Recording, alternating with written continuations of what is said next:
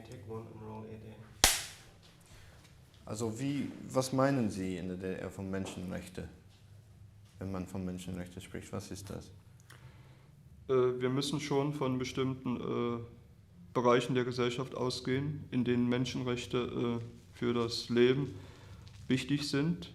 Und zum einen denke ich tatsächlich die Gruppe der sozialen Menschenrechte, das ist vor allem bei uns das Recht auf Arbeit und das Recht auf Bildung und dann natürlich die anderen politischen Freiheitsrechte, die in der DDR besonders deutlich verletzt werden oder verhindert werden und auch die Möglichkeiten politischer Teilhabe, die auch sehr unentwickelt sind.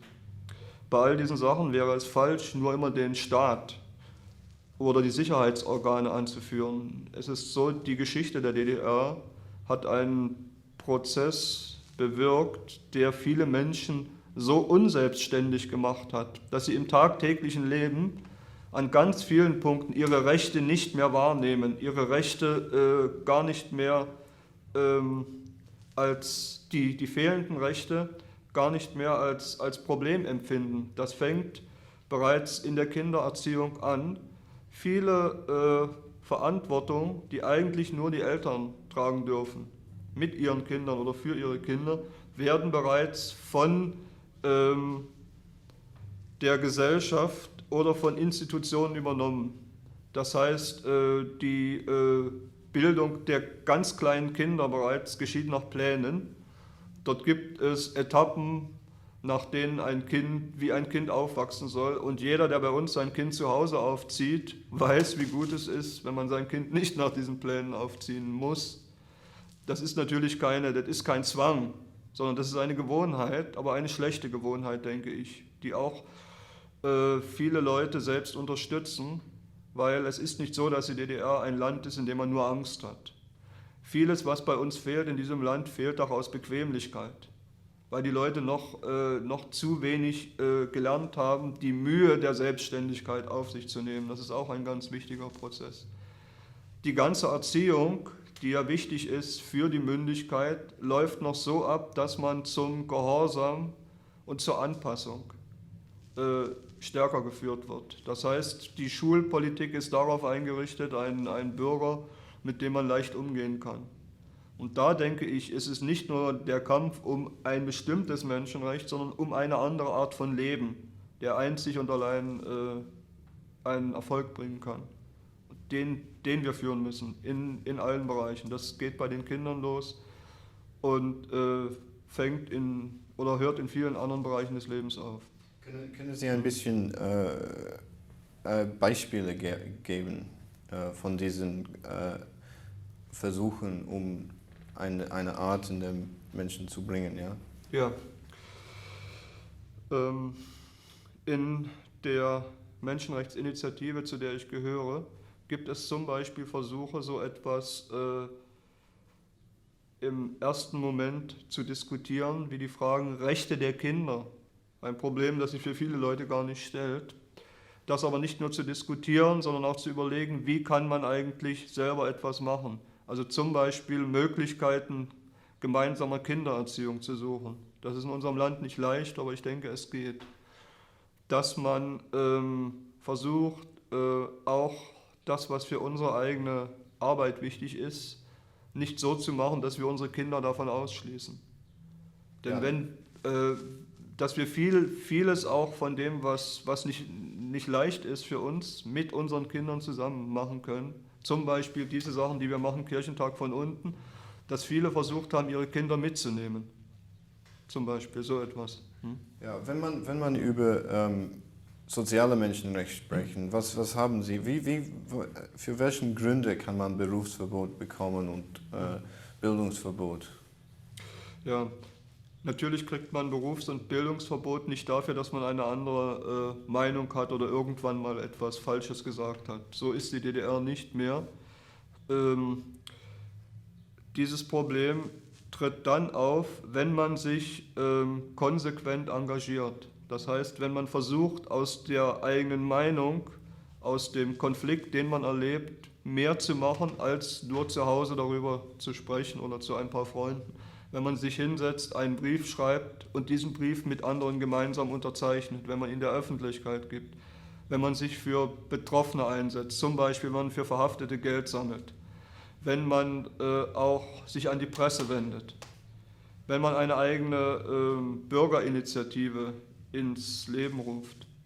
Bei all diesen Sachen beginnt der Staat damit, dass er den Bürger warnt, dass er ihm sagt, es ist doch sein Interesse, hier in Sicherheit zu leben und er möchte ihm diese Sicherheit garantieren, aber das geht nicht, wenn der Bürger sich politisch so verhält. Und wenn diese Warnungen nicht befolgt werden, dann setzt irgendwann einmal der Arbeitskonflikt ein oder zum Beispiel die Kinder bekommen dann keinen Studienplatz oder aber die Qualifikation wird nicht mehr möglich.